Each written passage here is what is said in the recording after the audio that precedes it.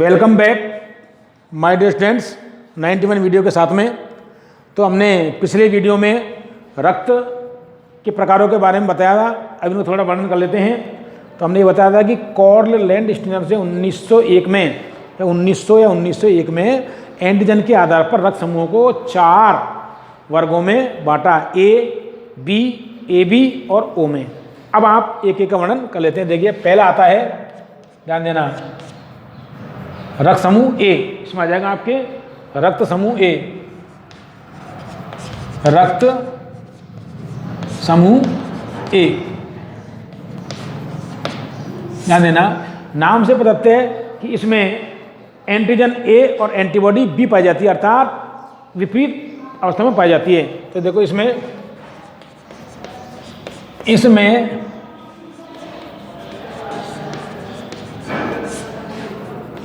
Antigen ए और antibody B पाई जाती हैं। ध्यान देना बेटा, अर्थात एक दूसरे के विपरीत पाई जाती हैं। जिन व्यक्तियों का रक्त समूह ए होता है उनमें एंटीजन ए और एंटीबॉडी बी पाई जाती हैं। एंटीजन ए आरबीसी की सतह पर पाई जाती है, जबकि एंटीबॉडी प्लाज्मा में पाई जाती हैं। आगे देखिएगा, इसलिए इसे क्या कहते हैं, इसलिए इसे रक्त समूह ए कहते हैं। क्या कहते हैं? इसलिए इसे रक्त समूह ए कहते हैं।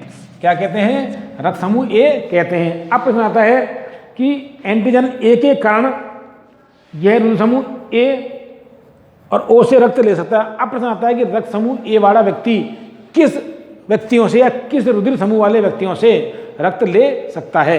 तो आप देखिएगा, अगला पॉइंट है, एंटीजन ए की उपस्थिति के कारण यह एंटीजन ए की उपस्थिति के कारण यह रुधिर समूह, यह रक्त समूह, ध्यान देना, यह रक्त समूह ए और ओ, यह रक्त समूह ए और ओ, ए और ओ से रक्त ले सकता है। मतलब ए और ओ से रक्त ले सकता है। और दे किसको सकता है, ध्यान रखना, जबकि रुधिर समूह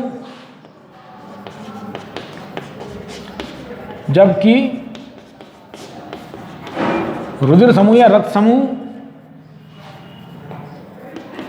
ए और ए बी को रक्त दे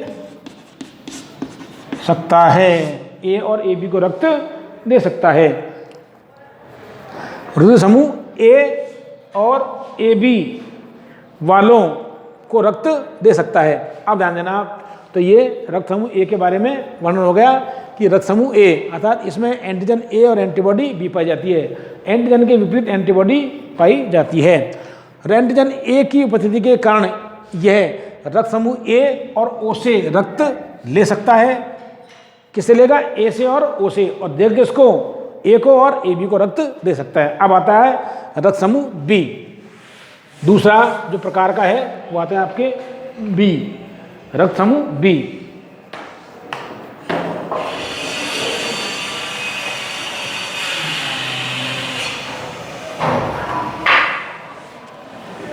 अब आता है रक्त समूह बी। दूसरे प्रकार का है ये, ध्यान देना।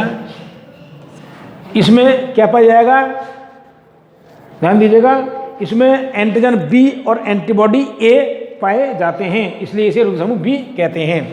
ध्यान देना, इसमें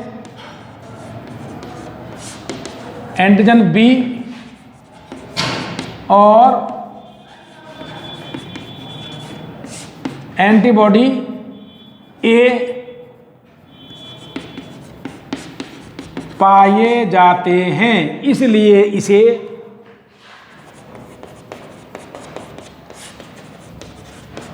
इसे रुधिर समूह बी कहते हैं। क्या होते हैं इसके अंदर? एंटीजन बी और एंटीबॉडी ए, मतलब एंटीबॉडी एंटीजन के विपरीत अवस्था में पाई जाती है। अब हम देखिएगा, तो रक्त समूह बी में एंटीजन बी और एंटीबॉडी ए पाए जाते हैं, इसलिए इसे रुधिर समूह बी कहते हैं। क्या होता है? एंटीजन बी के कारण यह रुधिर समूह बी और ओ से रक्त ले सकता है। ध्यान देना, एंटीजन बी की उपस्थिति के कारण यह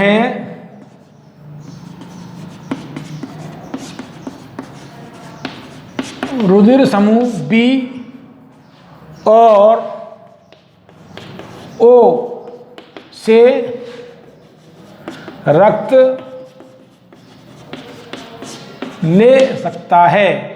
किससे ले सकता है? ओ और बी और ओ से रक्त ले सकता है। ध्यान देना, क्योंकि क्या पाया जाता है इसमें? एंटीजन बी पाया जाता है, इसलिए रुधिर समूह बी वाले से और रुधिर समूह ओ वाले से रक्त ले सकता है, जबकि रुधिर समूह बी और ए बी वाले को रक्त दे सकता है। जबकि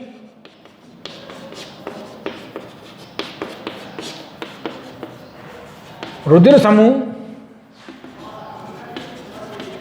बी और ए बी वालों को रक्त दे सकता है। किसको रक्त दे सकता है? ये ध्यान देना, रुधिर समूह बी वालों को और ए बी वाले को रक्त दे सकता है। तो ध्यान देना, तो एंटीजन के आधार पर रक्त समूह ए, रक्त समूह बी और इनके विपरीत एंटीबॉडी पाई जाती है। अब आता है रक्त समूह ए बी। रक्त समूह ए बी अर्थात इसमें एंटीजन ए और बी दोनों पाए जाते हैं। अब देखिएगा, रक्त समूह ए और बी, रक्त समूह ए बी, तो देखिएगा इसमें आरबीसी की सतह पर क्या पाए जाते हैं? इसमें एंटीजन ए और एंटीजन बी दोनों आरबीसी की सतह पर, दोनों आरबीसी की सतह पर पाए जाते हैं, इसलिए इसे क्या कहते हैं? आरबीसी की सतह पर पाए जाते हैं। किंतु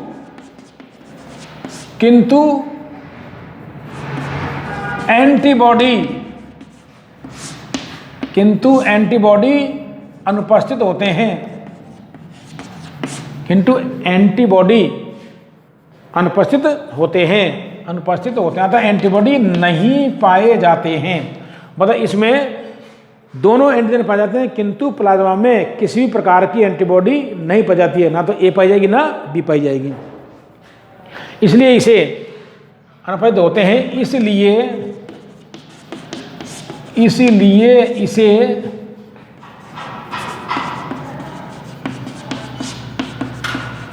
रुधिर समूह ए बी कहते हैं। क्या कहते हैं? रुधिर समूह ए बी कहते हैं, अर्थात आरबीसी की सतह पर एंटीजन ए और बी दोनों पाए जाते हैं, किंतु प्लाज्मा में दोनों प्रकार की एंटीबॉडी ए और बी नहीं पाई जाती हैं। अब देखिएगा, यह रुधिर समूह किससे रक्त ले सकता है? ए बी है तो सर्वग्राही बोलते हैं, तो देखो यह है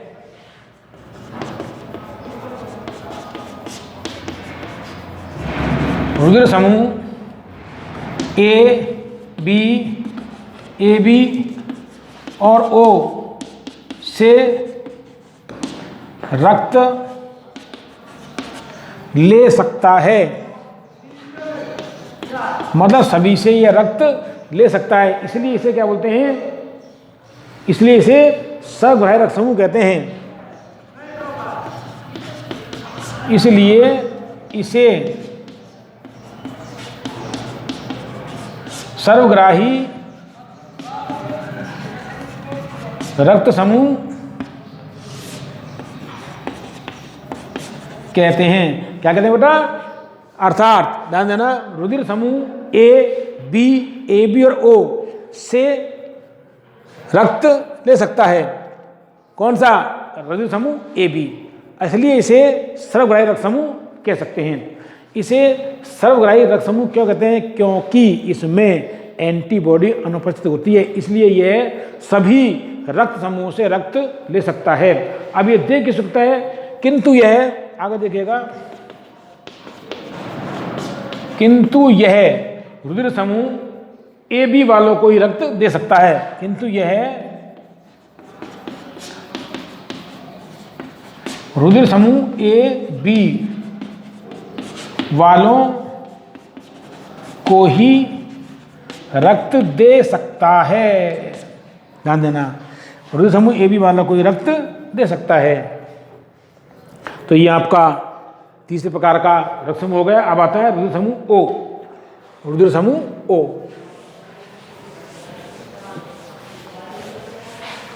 ब्लड ग्रुप ओ, इसे जीरो भी कहते हैं, किंतु जो आपके जो अल्फाबेटिकल वर्ड है ए बी, इसलिए इसको ओ नाम दे दिया गया है।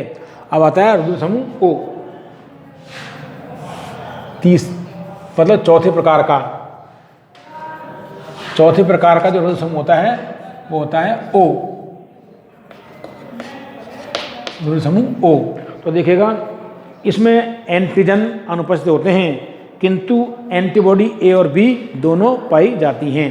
ध्यान देना, रुधिर समूह ओ में, ध्यान देना, इसमें एंटीजन अनुपस्थित होते हैं, मतलब किसी भी प्रकार का एंटीजन नहीं पाया जाता है, इसमें एंटीजन अनुपस्थित होते हैं, किंतु एंटीबॉडी ए और बी दोनों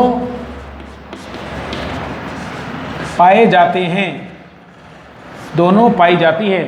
एंटीबॉडी ए और एंटीबॉडी बी दोनों पाई जाती हैं, दोनों ही पाई जाती हैं। क्यों करना है आप इसको, एंटीबॉडी ए और एंटीबॉडी बी दोनों ही पाई जाती हैं, इसलिए इसे रुधिर समूह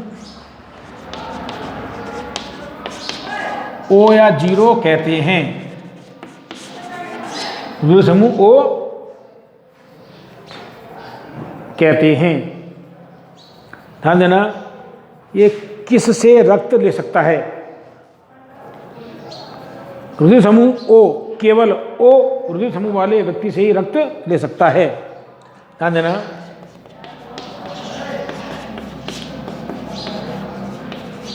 रुधिर समूह ओ, रुधिर समूह ओ केवल ओ रुधिर समूह वाले व्यक्तियों से ही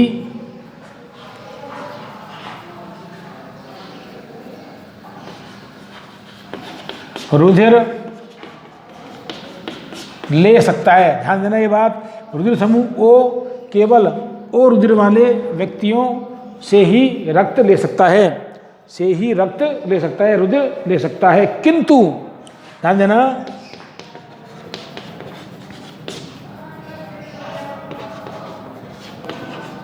किंतु यह रुधिर समूह ए बी और ओ सभी को रक्त दे सकता है, किंतु यह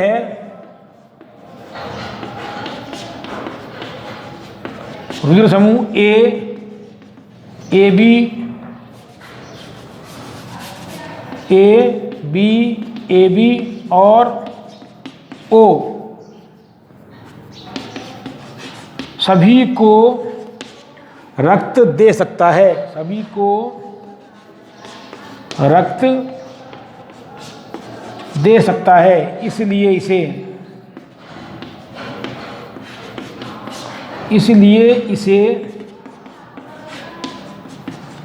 सर्वदाता समूह कहते हैं, इसलिए इसे सर्वदाता रक्त समूह कहते हैं। तो ध्यान देना, कहने का मतलब यह है कि एंटीजन के आधार पर रक्त को 4 वर्गों में बांटा गया है, रक्त को 4 वर्गों में बांटा गया है, जो आपके सामने वर्णित था। रक्त समूह ए, बी, ए बी और ओ, और इनके विपरीत क्या पाई जाती है? एंटीबॉडी पाई जाती है। अब देखिएगा आगे प्रश्न आता है कब सभी, यदि किसी व्यक्ति के रुधिर में उससे भिन्न रुधिर का समूह मिला दिया जाए तो एंटीजन एंटीबॉडी प्रतिक्रिया के कारण रक्ताणु परस्पर चिपककर गुच्छे बना लेते हैं। इसे क्या बोलते हैं? एग्लूटिनेशन। इस क्रिया को समूहन या एग्लूटिनेशन कहते हैं। मतलब कैसे कि कोई व्यक्ति के रुधिर में उससे भिन्न रुधिर मिला दिया जाए, जिसको व्यक्ति का रुधिर ए है और उसमें बी रुधिर मिला दिया जाए तो एंटीजन एंटीबॉडी क्या जाती है? क्रिया होती है। प्रतिक्रिया के फलस्वरूप क्या बनाते हैं? रक्ताणु परस्पर चिपक जाते हैं, चिपक कर गुच्छे बना लेते हैं। इस क्रिया को समूहन या एग्लूटिनेशन कहते हैं। तो इसके बारे में देखें आप लोग।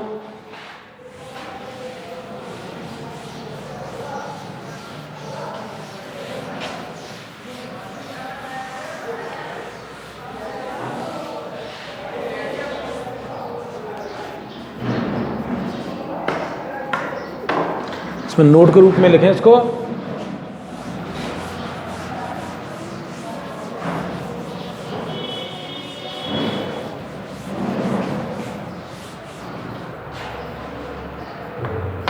नोट में रूप में देखें, यदि किसी व्यक्ति के रुधिर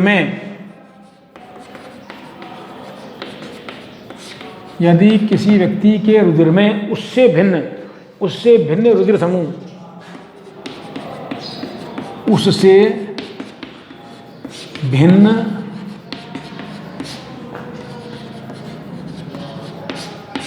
समूह मिला दिया जाए,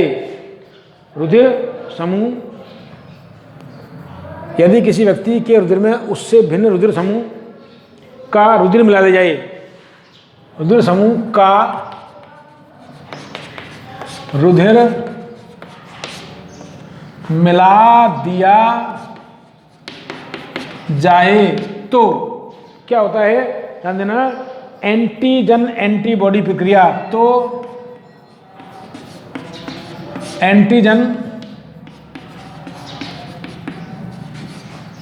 एंटीबॉडी प्रतिक्रिया के फलस्वरूप, एंटीजन एंटीबॉडी प्रतिक्रिया के कारण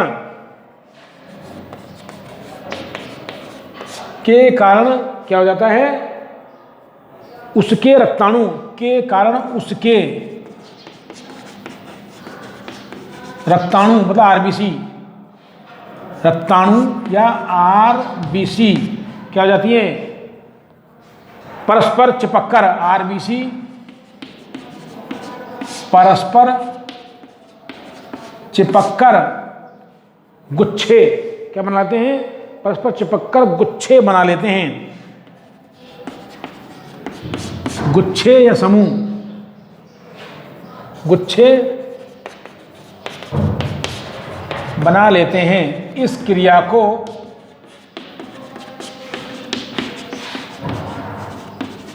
समूहन या एग्लूटिनेशन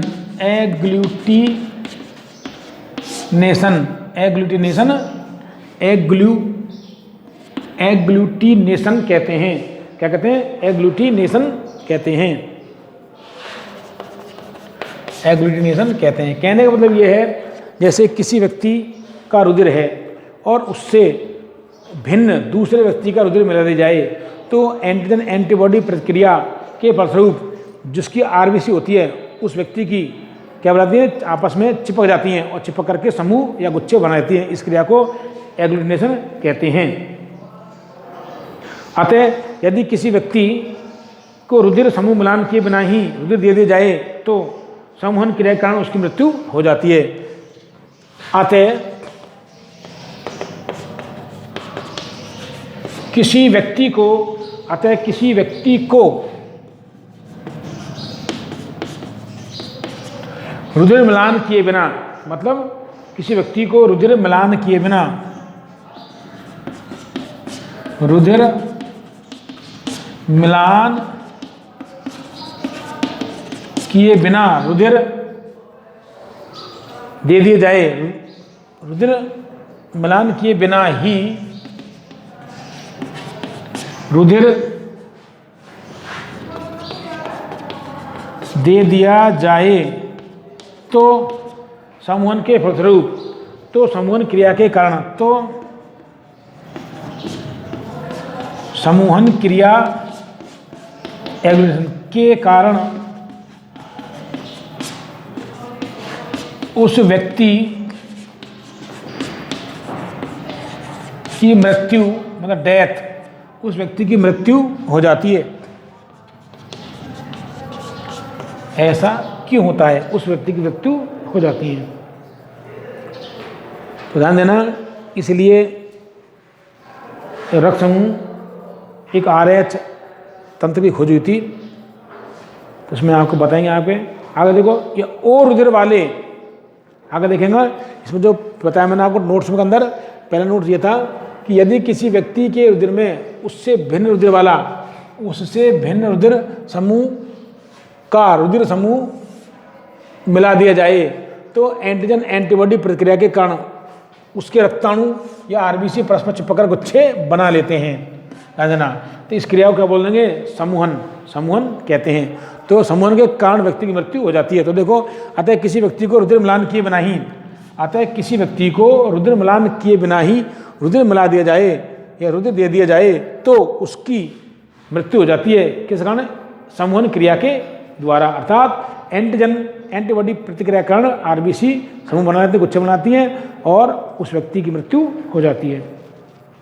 अब देखो, इसमें आता है रुधिर ओ रुधिर वाले व्यक्तियों को सर्वदाता कहते हैं क्योंकि, प्रश्न आता है कि रुधिर समूह ओ वाले व्यक्तियों या ओ रुधिर समूह को सर्वदाता क्यों कहते हैं?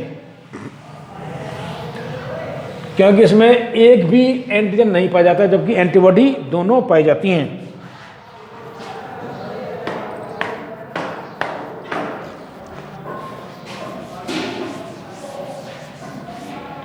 तो देखिएगा, ओ रुधिर वाले व्यक्तियों को सर्वदाता कहते हैं क्योंकि इनका रुधिर समूह दूसरे वाले व्यक्तियों को दिया जा सकता है। इनके रक्ताणु में कोई भी एंटीजन नहीं पाया जाता है, इसलिए इनका समूहन नहीं होता है। तो देखिएगा, अगला जो पॉइंट है वो है ओ रुधिर समूह वाले,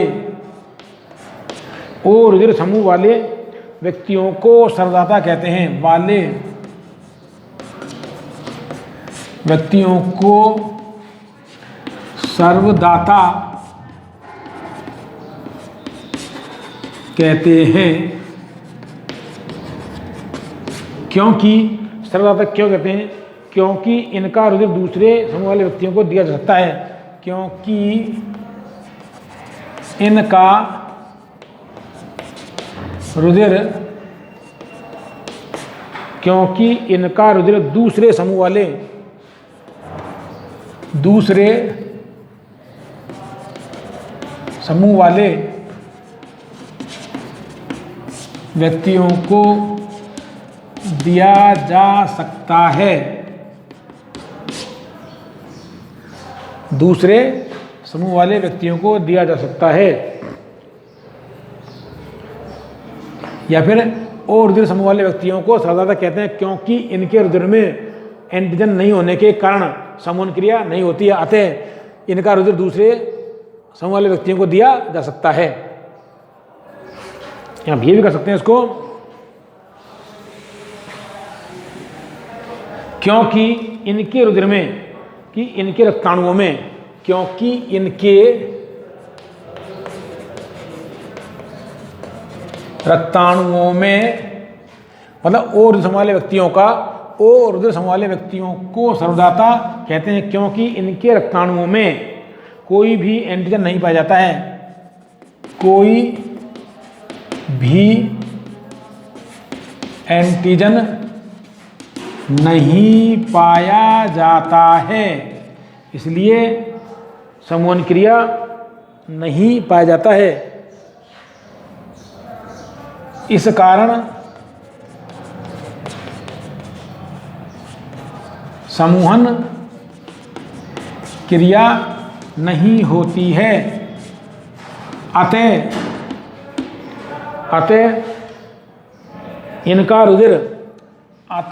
इनका रुधिर दूसरे रुधिर वाले व्यक्तियों को दिया जा सकता है, इसलिए इसे क्या बोलते हैं, सर्वदाता कहते हैं। अर्थात ओ रुधिर समूह वाले व्यक्तियों को सर्वदाता कहते हैं क्योंकि इनके रुधिर में किसी प्रकार के एंटीजन नहीं पाए जाते हैं, और एंटीजन नहीं पाए जाने के कारण रुधिर रक्ताणु में समूहन क्रिया नहीं होती है, इसलिए इनके रुधिर को दूसरे अन्य रुधिर समूह वाले व्यक्तियों में दिया जा सकता है, इसलिए इसे क्या बोलते हैं, सर्वदाता समूह कहते हैं, सर्वदाता समूह कहते हैं। तो इसी वीडियो के साथ आज का टॉपिक समाप्त होता है, आगे टॉपिक पढ़ाएंगे आपको।